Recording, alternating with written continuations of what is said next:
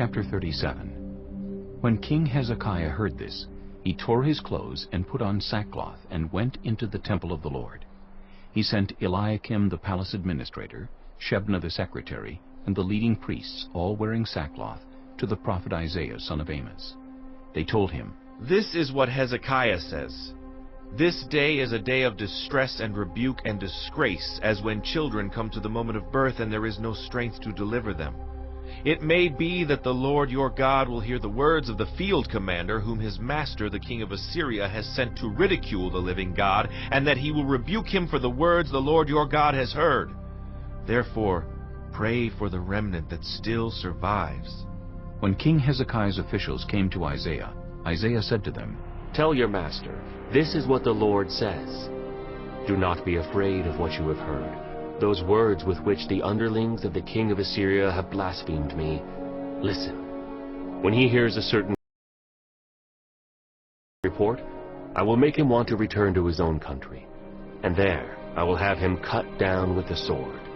When the field commander heard that the king of Assyria had left Lachish, he withdrew and found the king fighting against Libnah. Now Sennacherib received a report that Tirhakah, the king of Cush, was marching out to fight against him. When he heard it, he sent messengers to Hezekiah with this word, "Say to Hezekiah, king of Judah, do not let the God you depend on deceive you when he says, 'Jerusalem will not be given into the hands of the king of Assyria.'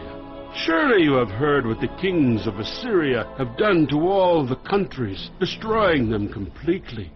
And will you be delivered? Did the gods of the nations that were destroyed by my predecessors deliver them? The gods of Gozan, Haran, Reseph, and the people of Eden who were in Tel Asar. Where is the king of Hamath or the king of Arpad? Where are the kings of Lair, Sepharvaim, Hena, and Ivah?" Hezekiah received the letter from the messengers and read it. Then he went up to the temple of the Lord and spread it out before the Lord. And Hezekiah prayed to the Lord, "Lord Almighty, the God of Israel, enthroned between the cherubim, you alone are God over all the kingdoms of the earth. You have made heaven and earth. Give ear, Lord, and hear. Open your eyes, Lord, and see.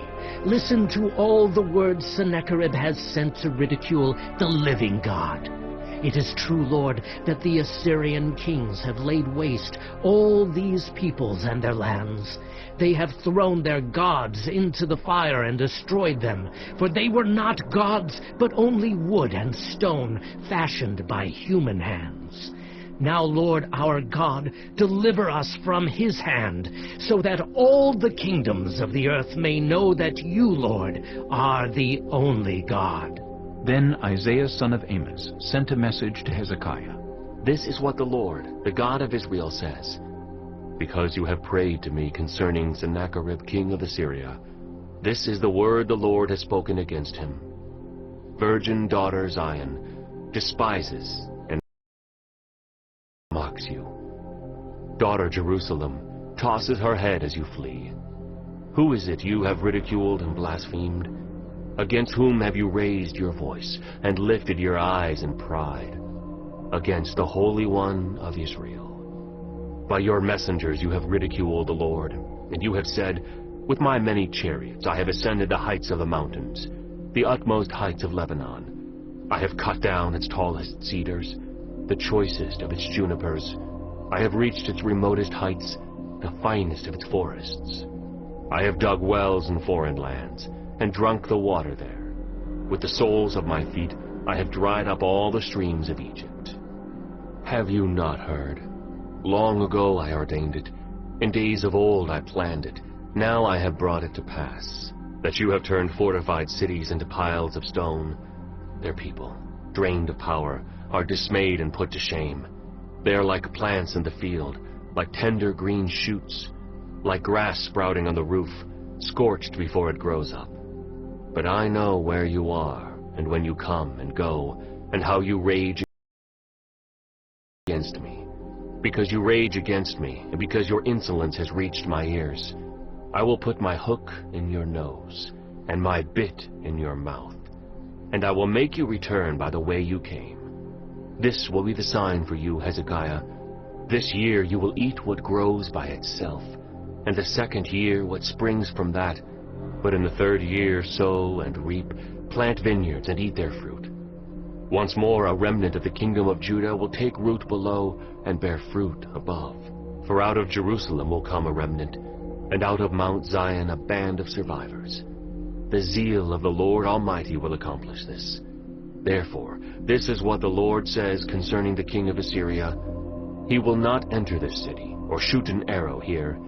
He will not come before it with shield, or build a siege ramp against it. By the way that he came, he will return. He will not enter this city, declares the Lord. I will defend this city and save it, for my sake and for the sake of David my servant. Then the angel of the Lord went out and put to death 185,000 in the Assyrian camp. When the people got up the next morning, there were all the dead bodies. So Sennacherib, king of Assyria, broke camp and withdrew. He returned to Nineveh and stayed there.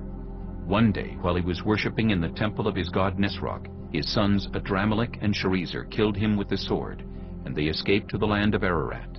And Esarhaddon his son succeeded him as king.